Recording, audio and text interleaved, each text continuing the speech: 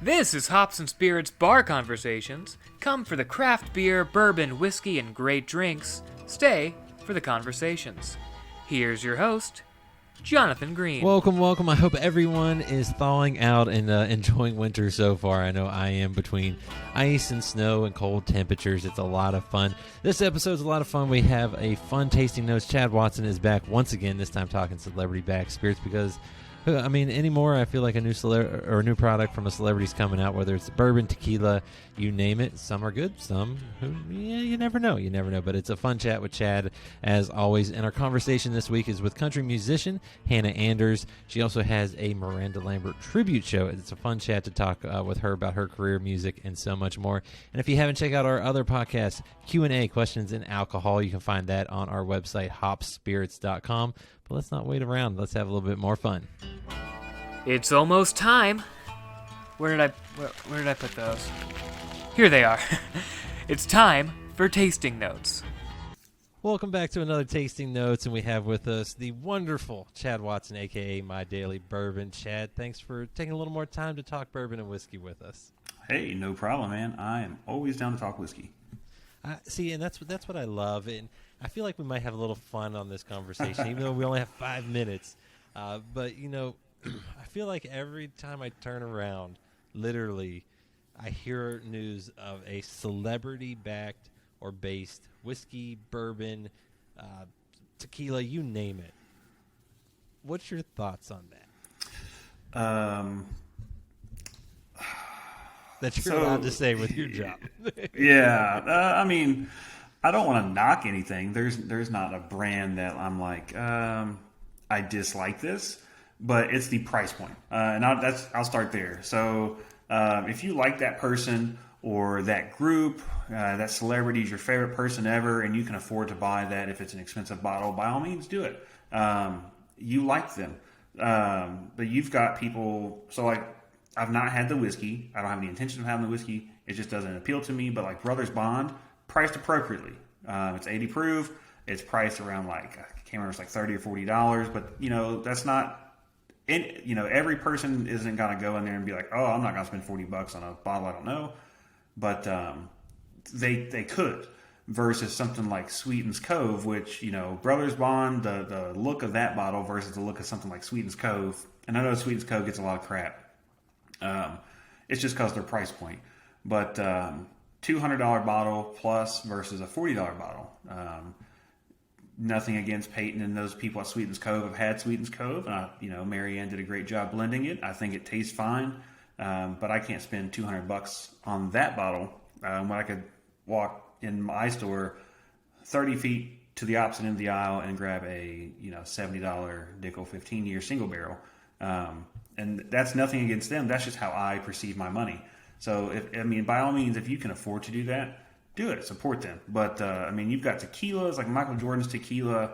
The cheapest version is like $80 or $90, and it comes from Casa Maestrí's distillery in Mexico. And you can look at all the brands they produce, and about 85% of those brands, a Blanco costs around $30 to $40. So I can't imagine they're doing anything crazy to improve the quality of that product to put into $80, $90 bottle.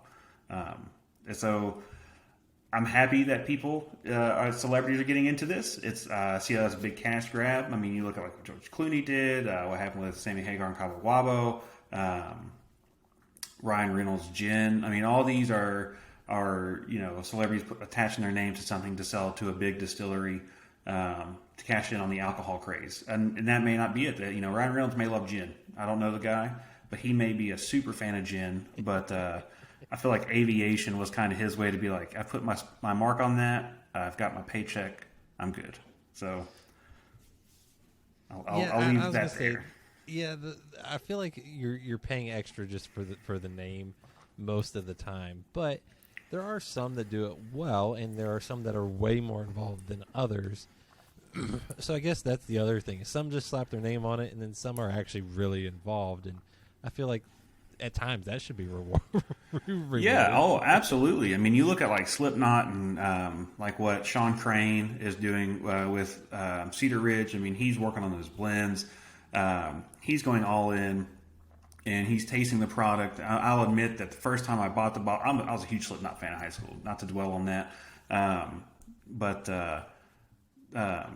when I seen that it came out, I had to have hunted for it, looked for it, found it at Kroger, got it. Wasn't a huge fan. Did a little more. Didn't do any research on it beforehand. Did some research. Okay, mostly corn whiskey, sweet. That makes 100% sense. Like Guar, working with Catoctin Creek, doing a rye whiskey. They're working on those blends. Dwayne Johnson, I don't know how much he's doing with Terramana, but the advertisement makes it look like he does a lot with the tequila, so I'm not sure. But his is priced appropriately. It's decently priced, around like $35 for a bottle. So props to The Rock for that one. Well, and I feel like at all times, everything, no matter what we talk about, comes back to price point, what you're comfortable with, and how you want to enjoy it. And if that, like you said, if you like it, you like the people, you know what, go support them. They're, feel free, but just be careful with how much you're dropping on some of these, because you might just be paying the same, twice as much for something else that you could easily get. Oh, absolutely, man. And that's what I hate to see is people, hey, what do you think of brand XYZ? Don't know. I'm not paying XYZ for that bottle, but I have tried so-and-so's bottle at this price, and I think it's fine. But these celebrities, they're priced that way for a reason. Someone's got to make money, and they've got to make money because I'm sure they've invested their time and money into it. So it is always about price point. And just be careful. And Chad, thank you as always for dropping just a little bit of knowledge and helping people realize sometimes you just got to do a little bit of research. Hey, no problem, man. Thank you for having me and my sweaty post-work self. I came home, ate dinner, and then threw on some clothes. Remember to check out Hops and Spirits on social media at Hop Spirits, all one word, on Instagram, TikTok, Facebook, and Twitter. You can also find Hops and Spirits on YouTube and at hopspirits.com. Joining us here on the Bar Conversations now is country musician and songwriter Hannah Anders. Hannah, thanks for joining us. Hey, thanks for having me. I'm glad to have you. Glad you're here. As we joked beforehand, this time of year, some people are doing. When we recorded this, it was dry January. For some others, the holidays, they're trying to behave themselves. So, are you behaving yourself tonight, or do you have something in your glass? I'm trying to behave myself tonight. I have had more whiskey and more old-fashioned cocktails in the last 4 weeks. In the last 2 years, let's be real, than I probably have in the whole of my life. And I literally hit this weekend and I told my husband, I was like, I have to stop. I have to get my life together. So my very sad glass has lemon water in it. How sad is that? You could say there's vodka in there too. I mean, it's okay. I could. Okay, let's retake it. Start from the beginning. All right. So are you an old fashioned then? Is that your drink of choice? What's your drink of choice? That is my drink of choice. I'm an old fashioned girl. I will sometimes switch to a Manhattan, but mostly I'm an old fashioned girl. And before every show, I will do a straight whiskey on the rocks. That's the pre-show. Gets the vocal cords ready. That's right. Gets you all warmed up.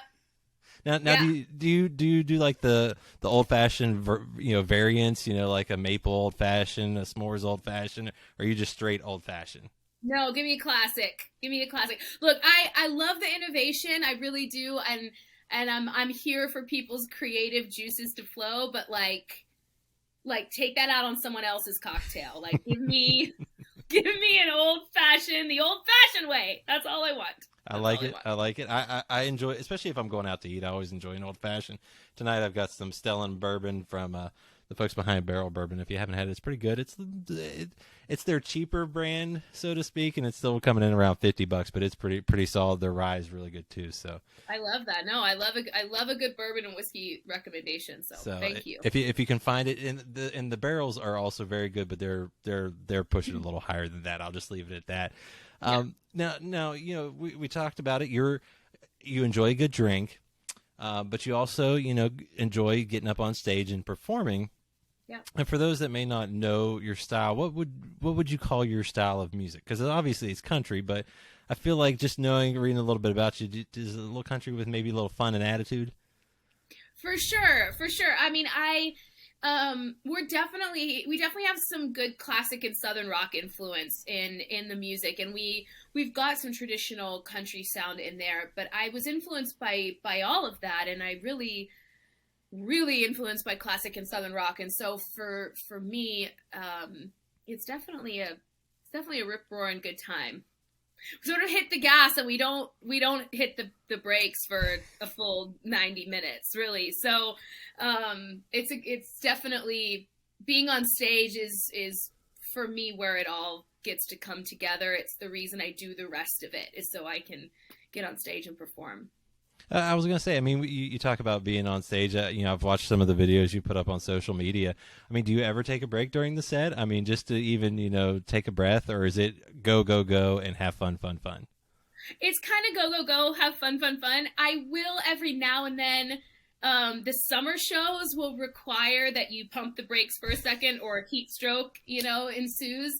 And I also really do love a good ballad. Once in a blue moon, we'll take it down. And my lead guitar player, who's the MD of the band as well, he'll always say to me, like, gosh, throw that ballad in there. I think it surprises people that you can do that, because they always see this sort of high energy side of you. So every now and then we'll do that. And actually, inevitably, at the end of the shows where the ballads get thrown in, people will be like, that was my favorite moment, because I just didn't expect it out of you at all. So I probably should do it more often than I do.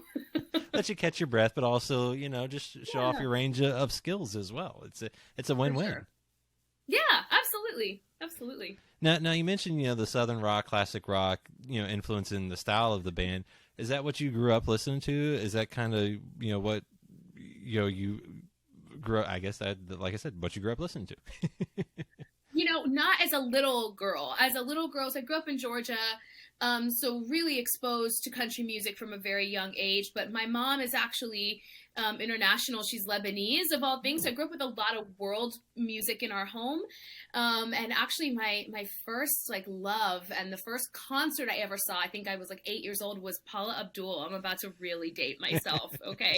I loved her so much, and I used to put her in my headphones and sing around the driveway. And my dad actually surprised me with tickets to go see Paula Abdul in Atlanta, and she made me want to perform. I think, and for the youngins, you won't know, but Paula Abdul was it, okay?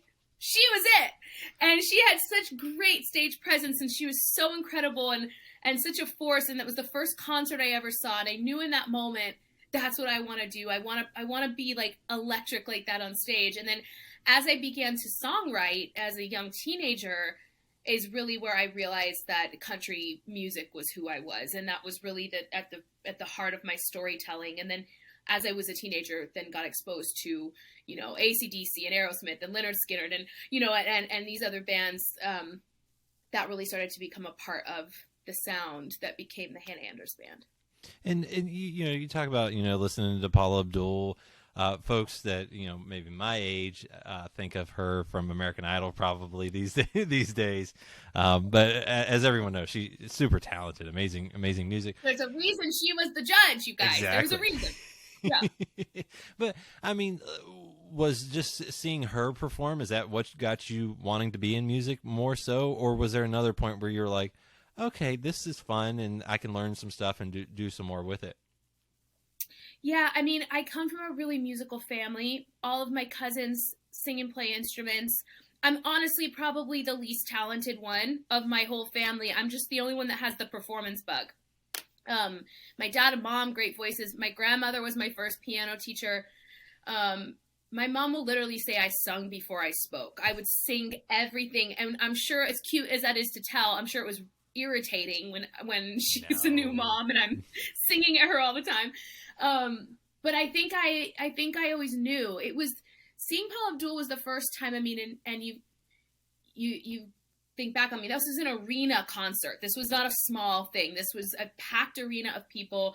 It was the full experience. It was the first time I was immersed in something like that, and I got to see what was possible as an entertainer. So I think that the bug was there, and then getting to see it live like that is such a, I mean, I was so little. My dad, I mean, I'm on the shoulders, I'm so tiny, and but that was it.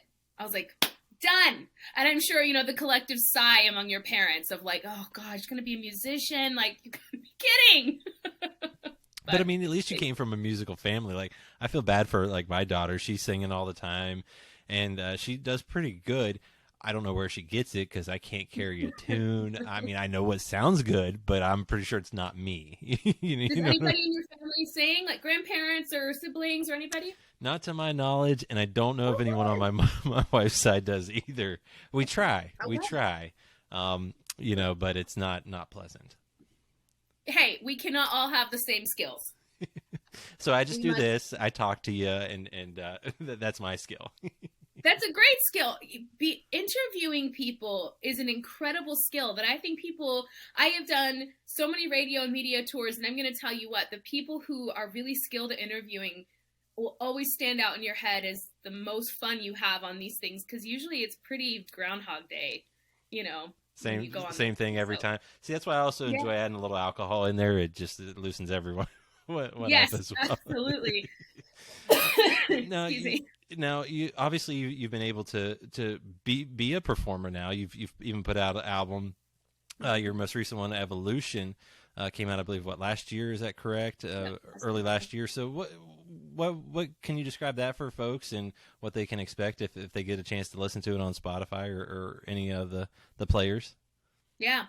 So it's interesting. So Evolution, the story behind that album is I had actually released a full EP and a full-length album prior to Evolution. And a good mix of original songs written by myself and the band, written by other songwriters. And I actually was offered a record deal in the middle of COVID, of all things. And the record label wanted to sort of combine the Turn It Up EP and the Good Time album, which was the name of the two projects. And they sat down with me and we picked our favorite songs out of the bunch.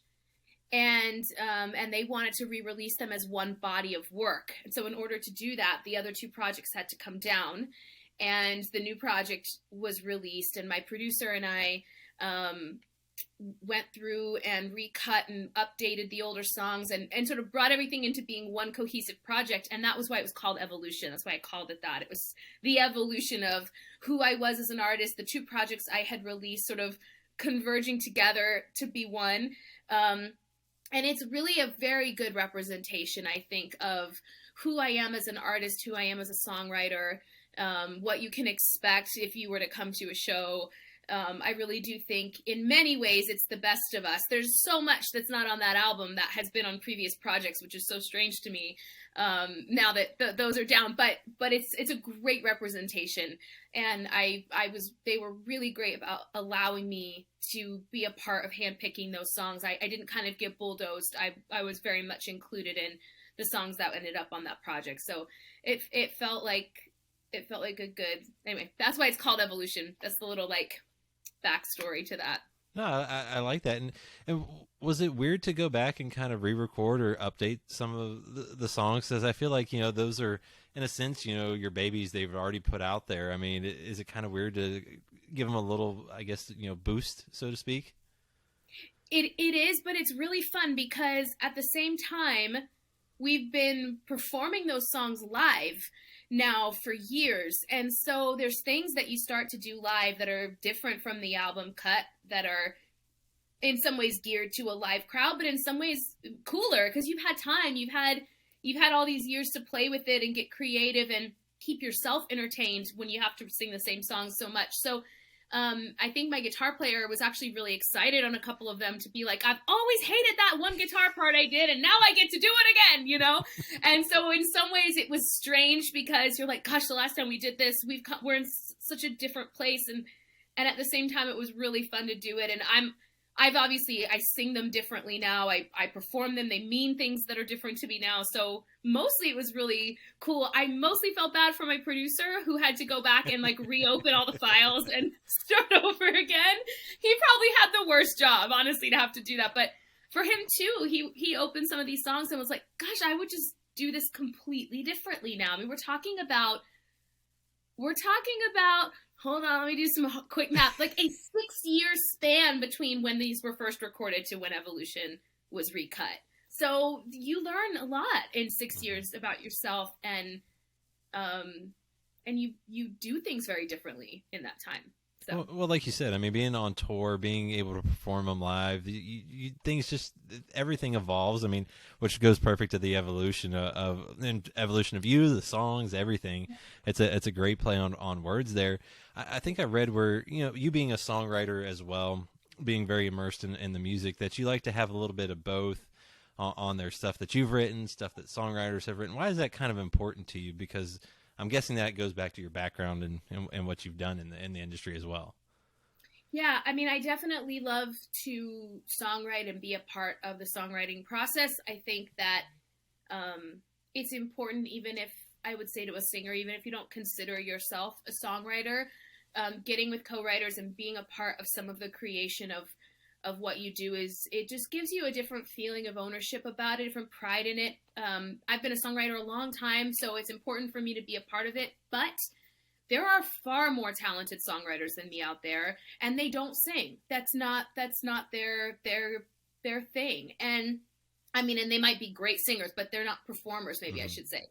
And so it used to be, especially in Nashville, the relationship between the singer and the songwriter was like this really beautiful, celebrated thing. And I really feel like as streaming took over as the main source of music consumption and profit went down, it started to become required that the performer and the artist songwrite, because this is where the income was going to come from, and this is where it was going to go back to your label as well. So from a business perspective, I appreciate that. But what's happened is that you've got these incredible songwriters, and it's almost becoming like a mark against you as a singer if you're not the songwriter on everything. And I think that shouldn't be severed, that relationship. So I love celebrating other songwriters. And for me, if I hear a song and the first thing I think is, gosh, I wish I'd written that, I know I have to cut it.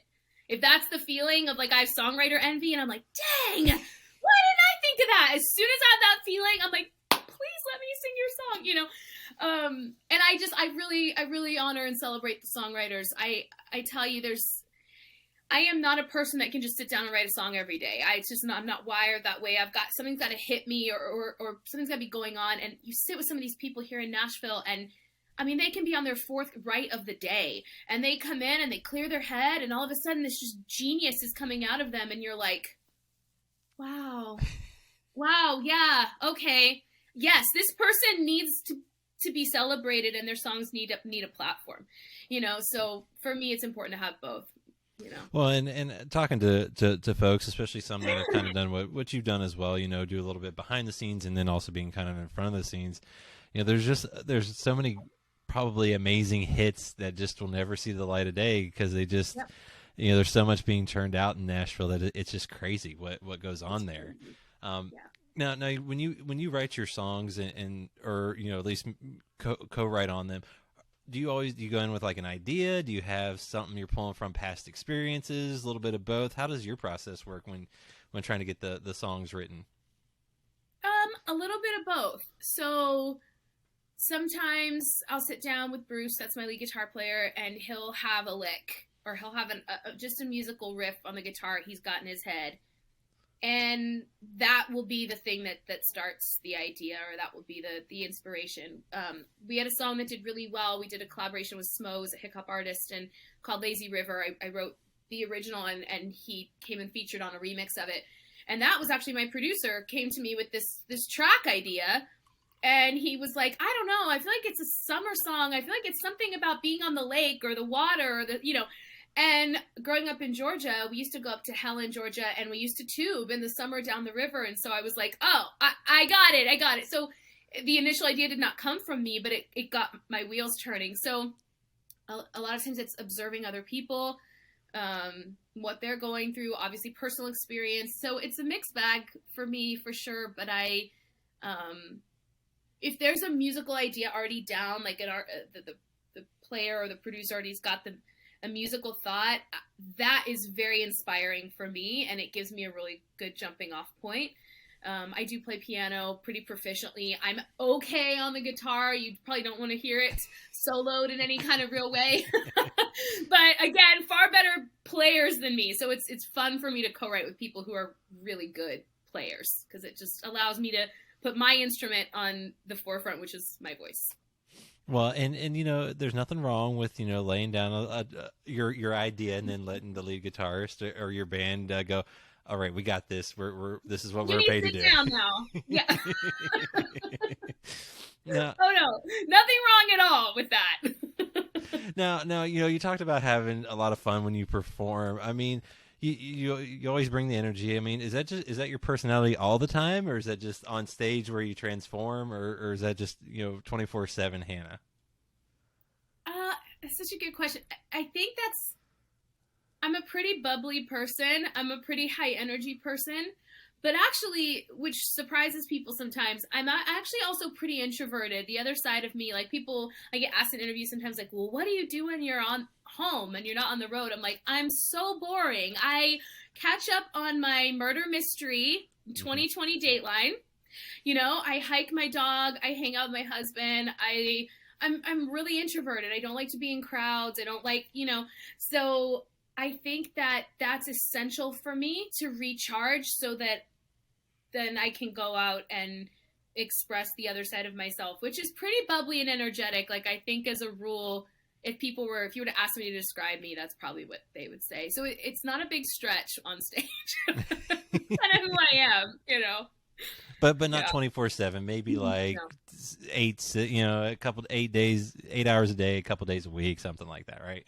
Yeah, I mean, so the other thing that I do is that I'm a vocal coach. I've run a vocal studio for a really long time, and I've coached singers forever, and I definitely turn that on for them. I definitely make sure I've got that energy for them, because I feel like they deserve that. They need that from me when we're in a coaching environment, and I get pulled into the studio to vocal produce clients, and so I also, when that's over and it's time to like close the door and be Hannah, I'm definitely much more calm. Well, like you said, you got to recharge. I'm kind of tired. Yeah, honestly. yeah. That would be very tiring to do that all the time. Now, in addition to the Hannah Anders band, you also, your band also kind of has a secondary show, so to speak. Would secondary be the right word? I don't Yeah, an additional. Additional. There we go. Yeah, additional show. Additional option for folks, and that's Kerosene, the Miranda Lambert tribute show. How did that come about, and why did that come about? All right, so it's a funny thing, because for a long time I've seen tribute bands. Obviously, tribute bands have been a thing for a very, very long time, and I have always kind of been fascinated by the idea that I guess I always understood tributes to people that were either not alive or weren't touring anymore. That always made complete sense to me. Like, yes, let's tribute ABBA. They don't tour anymore. You know, let's tribute Bowie, or, you know, these people that aren't really, obviously Bowie's not around anymore. So, and as time has gone on and you watch bands start to tribute people that are actively touring, who are actively available to go see live, and yet the tributes are cleaning up. Like, people are just so excited to get as close as they can to the person that they're such a fan of. And truthfully, the main artist is only going to hit certain arenas or certain venues, and then they're going to move on. Whereas a tribute has the luxury, really, to fill in a bunch of places that the act may not go. So during COVID, obviously, all of us got locked down, and musicians got hit. We got hit very, very hard our entire 2020. Obviously, we were not being picked on. That was everybody, hit the decks, and we were at home, and our livelihood was on the line. And one of the things I was noticing was that the tribute bands were still kind of trucking along. I mean, not obviously in the heart of things being locked down, but as things were sort of soft opening, it was the tribute bands that venues were willing to still book, because I don't think people maybe understand the domino effect of not booking a band. It's like, yes, that band is hurt, but there's a ripple of people that are now affected, from the venue to those bartenders to the waitresses to the doormen to the sound guy. You know, so many people lose their job that night when that band does not play. So I really feel like venues started to get very scared, justifiably so, about their well-being. And so they figured, well, if we put a tribute in here, the fan base is built in, we're going to put butts in seats, and we're going to pull ourselves out of this really horrible time. And we really thought 2021, we all kind of stupidly thought we would be well out of this. And we got back to shows a little, but not very much. And the tribute bands were just killing it. I mean, playing left and right. And I'm watching this like, what is happening with the world right now? Like, this person is actually, you can see them. Why? You know, and I thought, you know what? I'm not going to question why. I get it. I honor it. I admire the hustle of these bands that are going out and they found a niche and they have found a way to go and pay tribute to somebody that they're inspired by. And I thought to myself, all right, we can fight that that's what's happening, or we can add an element to who we are that makes us appealing to venues that are afraid and have suffered very badly in the last 2 years, and make it easier for them to book us. Hey, we're the Hannah Anders Band. This is who we are. We're an original act. We do classic country and Southern rock covers is part of our longer concert set if you want them, but we're an original band. Also now, we offer this other option. If you're not sure about taking a chance on an original band in your venue, we offer a Miranda Lambert tribute act, which doesn't exist right now. And it was such an easy thing for us because we cover her already. I love her. I think she's incredible. I love her songs. I've always loved her songs. In fact, when we cover her, if people don't know Miranda, which I can't explain, but if people don't know her, they think that it's our music because it's such a similar feeling. So when we sat down as a band, we thought, what can we offer to put ourselves out of this sort of bottleneck that's happening to original bands as a result of COVID and what's happened to the venues? She was an instant pick, not only from feeling honored to tribute her and being such a fan of hers as a songwriter and an artist and a strong woman in country music, but also it was strategic. It was let's add something that venues will go, well, we've had them in as Kerosene. They were awesome. That wasn't a major risk because there's Miranda fans built into our demographic. And now we feel more comfortable opening the door to them as an original act. And so a lot of it was just kind of taking a step back and looking at the live scene and seeing what was accessible to us. And it's actually been so fun. Like, it's been so fun to put the set together. We did it in full in the fall at a casino, and actually we had a huge group of guys walk up to the stage, and they had been walking the casino floor, and they said, oh my God, we came up because we thought Miranda was playing. And I was all, oh, thanks. So I'm like, okay, we're doing a good job here, you know? So it's actually been so fun. It's been fun to create the costumes and watch her on stage and sort of pick up some of that. So I'm excited. We actually have Kerosene shows on the books already for this year. I'm really actually now super, super fired up about adding this to our offer. And we've got several shows where we're in a venue this year for a weekend, and we're the Hannah Anders Band one night, and we're Kerosene the next. And we actually have a show in July where we're opening as Kerosene and headlining as the Hannah Anders Band. Can you even believe? I'm like, whoa, it's going to be a full, phone booth moment, you know? But that was exactly the point. It was exactly the point to give venues confidence that we could come in and put people in their seats, and then we could drive it home just by being who we are. And so that's a long answer to your question, but that was how the idea of Kerosene was born. Hey, nothing wrong with that. It's always interesting because you just never know, because some people, they don't ever want to be someone else, you know, I mean, so to speak. But and you talked about it a little bit there, but is there obviously you bring a lot of energy. Miranda brings a lot of energy. All of her songs are kind of that way. How different are the two shows, or are there a little bit of a good bit of overlap? There's a little bit of overlap. So, you know, Kerosene was just launched last year. We've only done a handful of shows as Kerosene. So that is probably a question I can answer better 6 months from now. But I can tell you that Miranda has a ton of sort of mid-tempo and ballad songs that are her hits and her singles. If you think about the catalog of her work, you know, a lot of her hits are All Kinds of Kinds and The House That Built Me and Tin Man. And, you know, so hearkening back to the earlier part of our conversation, I sort of have the reverse of the show, right? Is that we might do one or two of those, but mostly it's going to be really up tempo. So that was interesting for me on the first Miranda show to find my stride at that pace, and probably really good for me. And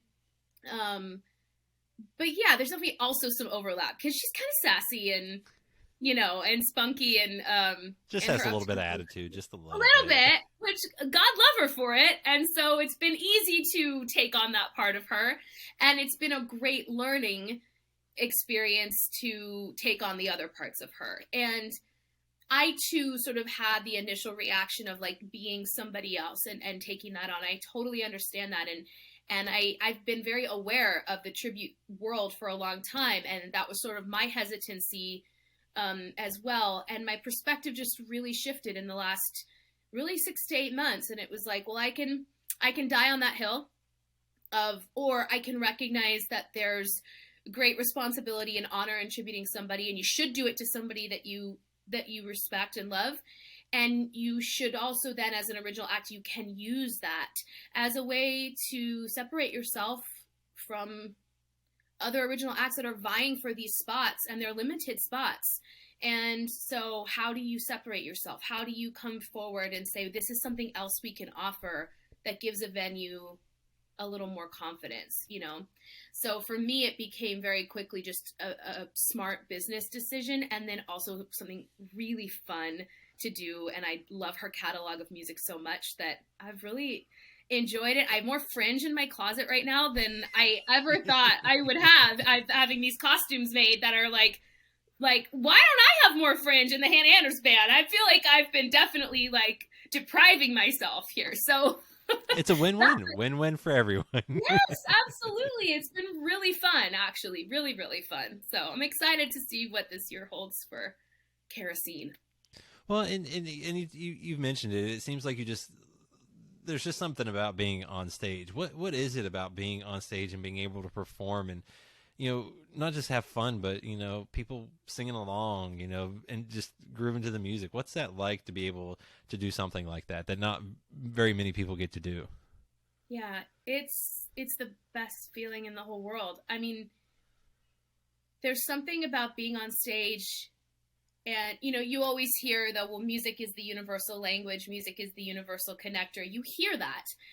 And I think the only way you really experience it is as the audience member in a show. I read this great thing once that's like, the best thing about going to a concert is that you can be standing next to all these strangers, but you're united in your love for this band or of this music, and you can be singing along side by side and hyping each other up that you both love this song and have absolutely no other connection, but the music is strong enough that for that night you're the best of friends. To be the person that facilitates that is such a privilege, and it's such a high, and I try to stop myself at least once a show and just absorb it and look at it and be a spectator, even if just for a few seconds. You don't want to be like awkward about it, but just staring out there. Yeah, just really awkward, just staring at people.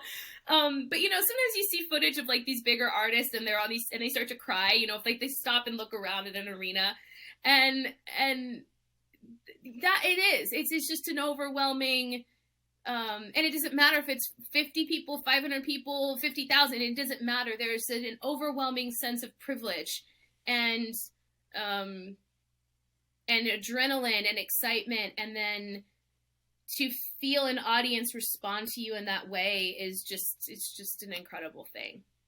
And you talked about being a musician and kind of, from the first time you cut songs to re-recording them, it's you're rounding up to the decade. I'll say that we're rounding up to the decade on it all. What's the journey been like for you? Because I feel like for those that don't think about it, it's not an easy journey for the most part. There's always a lot of obstacles to overcome. So what's that been like for you? That good? All right, next question. We'll just go to the next question. It's been really hard. It's been wonderful. It's been, I'm going to tell you the moments. I think that's why the stage is so cathartic for me, because you put up with a lot of crap, and you put up with a lot of abuse and a lot of, musicians are some of the most poorly treated people in the world as far as entertainment goes. I mean, the money, if you get, especially early in your career, that people offer you for the amount of work and the amount of skill that is walking onto a stage. I mean, if you go see a band, even if you've never heard of them, you happen to be in a venue and that's the band that's getting up, and they're killing it.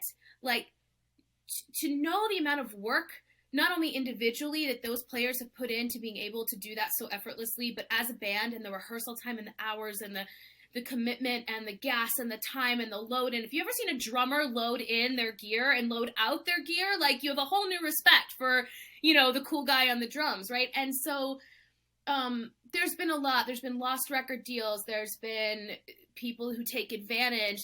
There's liars. There's thieves. There's all kinds of, and then you get blessed with a great person who believes in you and lifts you back up out of that trench. But man, it's a whole lot of drudgery for really then a moment of glory. And then it's back to getting in the car and driving 12 hours and not sleeping and doing your makeup in the rearview mirror, really quick so that you can make your stage time. And it's really hard, and it's not for the faint of heart. And it's definitely, I have people ask me, like, what would you say to young artists? And I would just say, it's a marathon. It's not even about, like, who can run the fastest. It's who can run the longest because people are going to start to fall off, and justifiably so. This is very, very, very hard.